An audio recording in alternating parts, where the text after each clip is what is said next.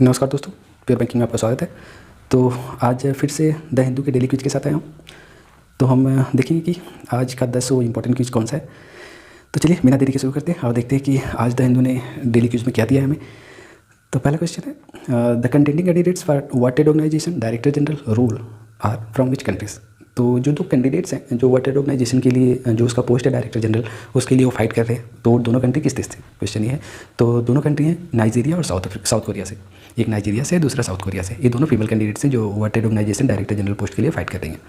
तो इसके बारे में थोड़ा क्या है कि बोला कि 25 सालों में पहली बार ऐसा हुआ है कि वर्ल्ड ऑर्गेनाइजेशन के जो दो कैंडिडेट्स हैं वो दोनों वीमेन हैं, दोनों फीमेल कैंडिडेट्स हैं। और इसमें से जो जीतेगा वो डायरेक्टर जनरल की पोस्ट पर बैठेगा। तो आने वाले दिनों में जो डायरेक्टर जनरल का पोस्ट है वो कोई वीमेन कैंडिडेट लेने वाली है, कोई फीमेल कैंडिडेट के पास ही जाने वाला है। तो ये दोनों कैंडिडेट नाइजीरिया और साउथ कोरिया के हैं।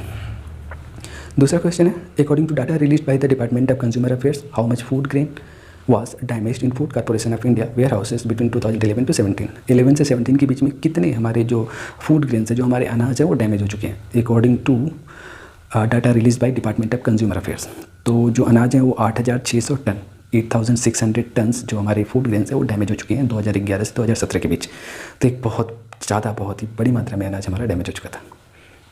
नेक्स्ट क्वेश्चन है, apart from the farmers produce trade and commerce promotion and facilitation bill 2020, the farmer empowerment and protection agreement and price assurance and farm services bill 2020 and the essential commodities amendment bill 2020, the farmers are asking for which other law to be repealed। तो इन सब law के अलावा farmers की demand क्या है कि कौन सा लॉ है जिसे वो चाहते हैं कि उसे रिपील किया जाए। तो है इलेक्ट्रिसिटी अमेंडमेंट बिल 2020। जो इलेक्ट्रिसिटी अमेंडमेंट बिल है इसमें भी फार्मर्स कुछ चाहते हैं कि इसे पूरी तरह से हटा दिया जाए या इसे खत्म करके दूसरा बिल लाया जाए। तो इसके बारे में थोड़ा देखते हैं कि demand chartered of the farmers include demand of the peasantry, but it is also related to the interest of the urban and rural poor. All the farmers unions are calling for the unconditional repeal of the 3 Agricultural Act and the Electricity Amendment Bill 2020। तो जो हमारी अभी farmers हड़ताल पे हैं, जिन्होंने strike कर रखी है, बहुत बड़ा धरना दे रखा है दिल्ली में, उनकी ये मांग है कि जो तीनों लॉ हैं जो एग्रीकल्चर से रिलेटेड है उसको, और जो इलेक्ट्रिसिटी अमेंडमेंट बिल है 2020 इसको पूरी तरह से हटा दिया जाए। तो इसका आंसर है electricity amendment bill 2020। The data of National Family Health Survey 1920, the 5th round of the survey program was partially released recently. When did the last round NFHS4 takes place? अच्छा, तो NFHS क्या है? National family health survey 2019-20 हुआ, इसका data आया है अभी। तो जो 5वां राउंड है सर्वे प्रोग्राम का वो अभी रिलीज़ किया गया बहुत जल्दी। तो इसमें क्वेश्चन ये है कि when did the last round take place, जो आखिरी राउंड है वो कब हुआ था। तो जो आखिरी राउंड हुआ था वो हुआ था 2015-16 में। NFHS5 shows that 4 key metrics for the nutritional status of children decline in 1920 compared to level in 15-16 NFHS4 in many of the surveyed states। तो ये रहा इसका आंसर 2015-16। इसमें चौथा हुआ था, अभी 5वां 1920 में हुआ है, national family health survey. Which new metric has been introduced in the year Human Development Index by the United Nations? Which new matrix, किस मैट्रिक्स को इसमें इंक्लूड किया गया human development index of United Nations में। तो जो matrix है वो पर कैपिटा कार्बन इमिशन, इसको इसमें इंक्लूड किया गया है, किसमें, human development index by the United nation.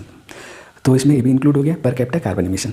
तो इसमें आगे क्या बोल रहे हैं कि for the first time the United Nation development programme introduced a new metric to reflect the impact caused by each country's per capita carbon emission and its material footprint, which measures the amount of fossil fuel, metals, other resources use to make the goods and services it consumes. तो अब इस पर भी ध्यान दिया जाएगा human development index में कि आप कितना कार्बन इमिशन करते हो। अगर आप कम कार्बन इमिशन करते हो तो आपको अपग्रेड किया जाएगा, आप ज़्यादा कार्बन इमिशन करते हो तो आपको डिग्रेड किया जाएगा। तो एक अच्छा साइन है, हम क्लाइमेट चेंज को लेकर काफ़ी सीरियस हैं। अगर इसे इंक्लूड किया गया तो नो डाउट पूरे देश से क्लाइमेट चेंज पर ध्यान देंगे और ज़्यादा, और हो सकता है कि हम आने वाले दिनों में क्लाइमेट चेंज के इशूज़ को से ऊपर उठ जाएँ, इससे हम पूरी तरह से पार पा लें। नेक्स्ट है, the union cabinet recently approved the auction of 2251.25 megahertz of spectrum, which of the following spectrum in the frequency band is not a part of the auction. उसमें कौन सा वो बैंड था जो इसका पार्ट नहीं था, वो था 300 मेगाहर्ट्ज। इसको छोड़ के बाकी सारे बैंड को अप्रूव किया गया इसके ऑक्शन को। तो spectrum in the frequency band of 700 megahertz, 800 megahertz, 900 megahertz, 1800 megahertz, 2100 megahertz, 2300 megahertz and 2500 megahertz would be offered for 20 years. इसको 20 साल के लिए ऑफर किया जाएगा according to communication minister Ravishankar Prasad. ये रविशंकर प्रसाद जी के हिसाब से इन जो मेगाहर्ट्ज हैं, ये जो बैंड है फ्रीक्वेंसी बैंड, इनको ऑफर किया जाएगा 20 सालों के लिए। तो 20 सालों के लिए इनका ऑप्शन होने वाला है।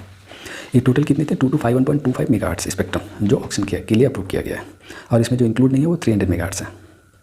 नेक्स्ट क्वेश्चन है, which of the following countries are not bidding for hosting the 2027 AFC Asia cup. तो कंट्री है जापान, जो इसके लिए कोशिश नहीं करेगा कि 2027 जो AFC एशिया कप है उसमें उसको होस्ट करे।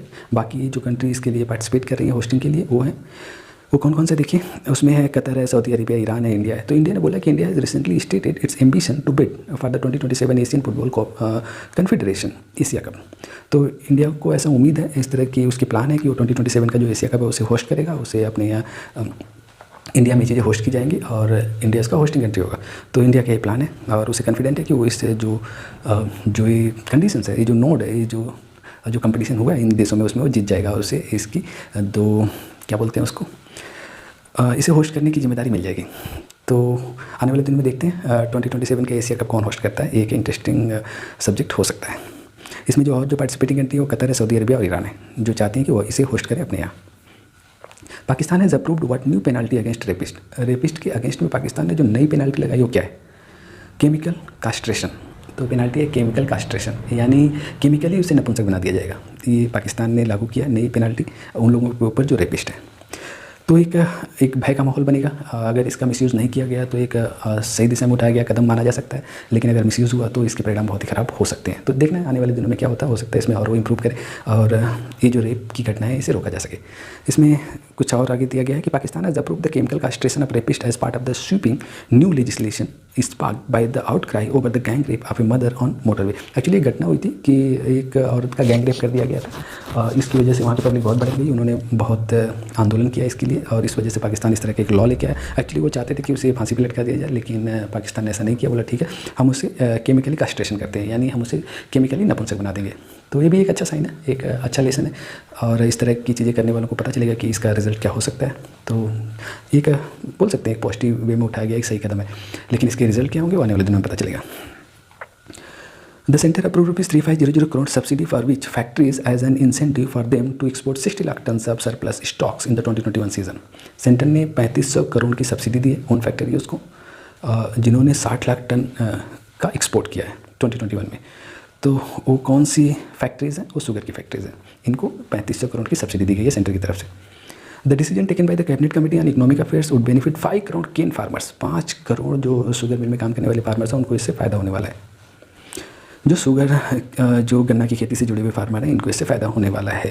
And an equal number of mill workers, ऐसे ही इतने ही नंबर के जो मिल वर्कर्स हैं शुगर केन फैक्ट्री में काम करते हैं उनको भी इससे फ़ायदा होने वाला है according to the official statement. जो ऑफिशियल स्टेटमेंट है उसके हिसाब से बातें बोली जा रही हैं।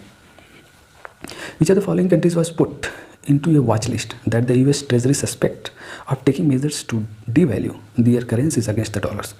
तो जो कंट्रीज़ है वो कंट्रीज़ होगी इटली को वॉच लिस्ट में डाला गया और ज़रूरत पड़ी तो इसकी करेंसीज को डिवैल्यू किया जाएगा। क्या हुआ घटना, the treasury said its monitoring list of countries that meet some criteria has hit 10 with the addition of Taiwan, Thailand and India. Other include China, Japan, Korea, Germany, Italy, Singapore and Malaysia. ये सब monitoring list में countries हैं। तो अभी जो नई country है वो इटली है। तो द हिंदू का ये रहा क्विज़, इसमें 10 क्वेश्चन थे। 10 क्वेश्चन को अलग अलग जगहों से द हिंदू ने लिया था। कुछ नेशनल इशूज़ थे, कुछ इंटरनेशनल इशूज़ थे, कुछ इकोनॉमिक का इशूज़ था, कुछ पॉलिटिकल इशूज़ था। हर तरह के इशूज़ को कवर करने की द हिंदू ने कोशिश की है। तो अगर आप द हिंदू को फॉलो करते हो तो ये आपके लिए बहुत आसान था क्विज़। अगर आप फॉलो नहीं करते हो तो ये थोड़ा सा टफ हो सकता है। तो एक्चुअली मोटो है कि आप न्यूज़पेपर को फॉलो करिए ताकि आपका जो करंट अफेयर्स का इशू है वो एक इशू न बने, वो पूरी तरह से रिजॉल्व हो जाए। तो एक प्रयास है द हिंदू की तरफ से जिसे हम आगे बढ़ा रहे हैं, लोगों तक पहुंचा रहे हैं और उन लोगों को इससे फ़ायदा हो इसकी हम कोशिश कर रहे हैं जो आने वाले दिनों में एग्जाम में बैठने वाले हैं। तो इस तरह की जो क्विज़ है वो आती रहेंगी। मैं हर रोज़ एक नए क्विज़ के साथ आता रहूँगा जो द हिंदू के न्यूज़पेपर से लिया हुआ होगा। तो इससे आप जुड़े रहिए, देखते रहिए। मुझे उम्मीद है आपको इससे फ़ायदा होता रहेगा। तो आज के लिए इतना ही। Thank you very much.